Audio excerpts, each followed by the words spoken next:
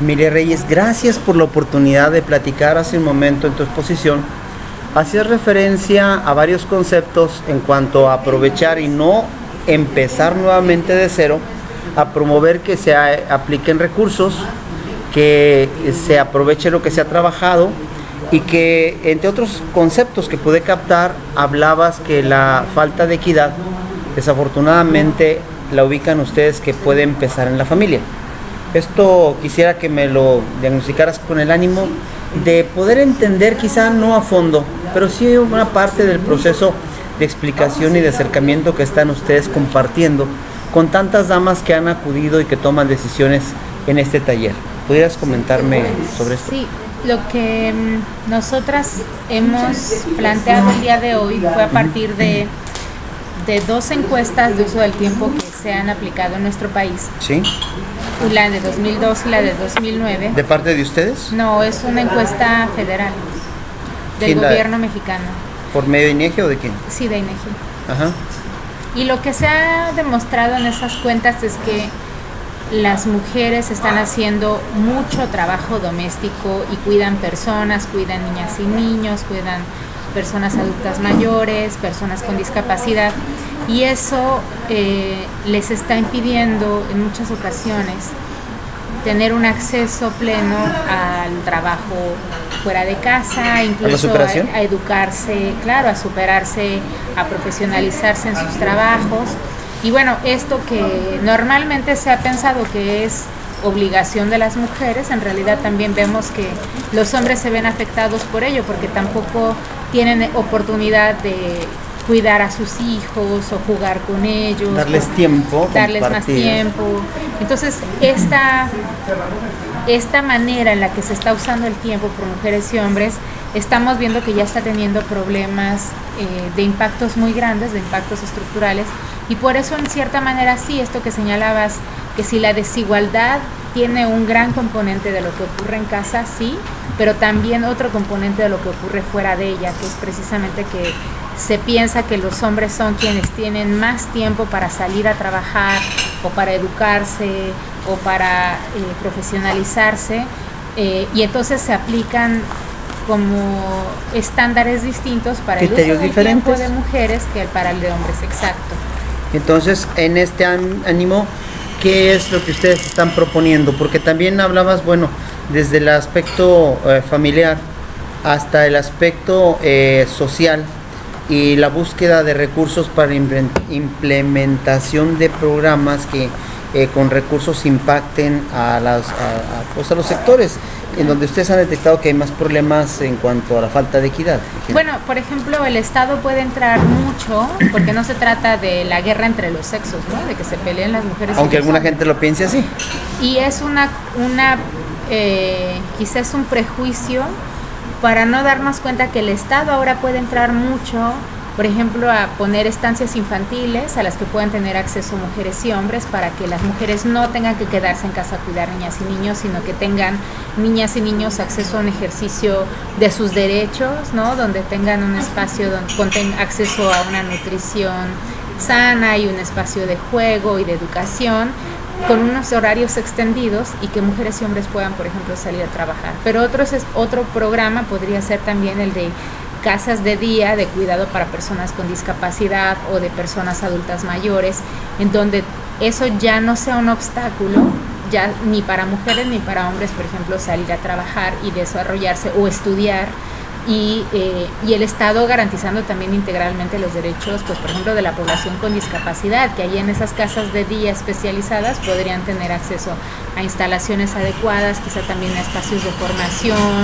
y una atención integral que también esa población podría beneficiarse. Entonces son nuevas maneras de pensar donde mujeres, hombres, Estado, sector público, comunidad, empecemos a pensar en los problemas y que no todo se descargue en el espacio familiar, que genera tensiones y que genera a veces que una persona tenga que renunciar a sus derechos para que otros grupos de esa misma familia puedan ejercerlos. Que eso es también discriminación. Exacto. Tú te encargas de los niños, tú te encargas de los enfermos, tú te encargas del trabajo de casa, y yo me encargo del trabajo y de salir y de divertirme. Claro. O sea, esa es una situación. Y me hablabas, bueno, te dirigías a las asistentes en torno a la necesidad que hay de saber dónde se pueden conseguir recursos y dónde se pueden aplicar. Platícame de eso. Bueno, lo que está haciendo este taller de presupuestos de género es que se trace un esquema general de cuál es la lógica presupuestal en nuestro país. Entonces decimos que hay asignaciones federales, pero este taller básicamente pretende enfatizar cuáles son también los recursos estatales que tenemos para hacer una asignación mejor de ella y sobre todo también fortalecer nuestra soberanía y nuestra autonomía como estados. Y bueno, pero también ha salido ya en este taller que a nivel municipal también existen otras vías de un ejercicio del presupuesto porque también tienen ingresos propios además de las asignaciones federales. Y estatales.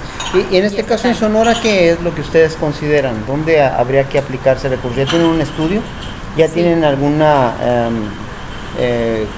radiografía económica donde se debe de ocupar? ¿Qué se debe de buscar en recursos para el estado de Sonora? ¿Dónde tenemos deficiencias en materia de equidad?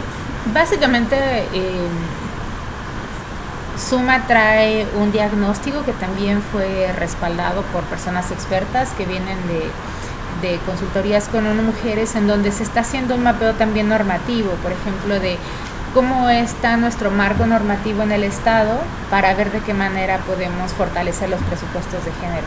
Y entonces ahí en ese diagnóstico se señalan las fortalezas normativas de las que se podrían hacer uso, como también quizá los espacios de oportunidad para ir fortaleciendo ese marco.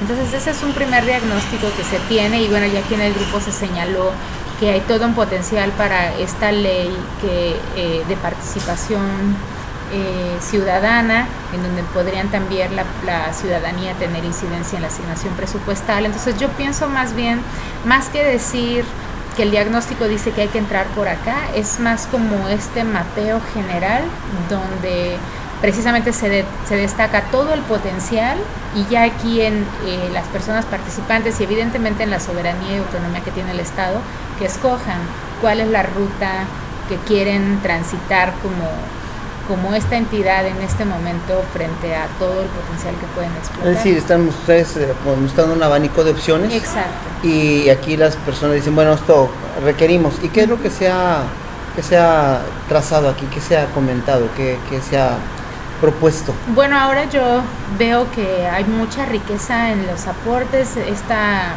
Este grupo está compuesto por gente del Ejecutivo, integrante también del Legislativo y también de gobiernos municipales, pero incluso hasta academia, sociedad civil, partidos políticos.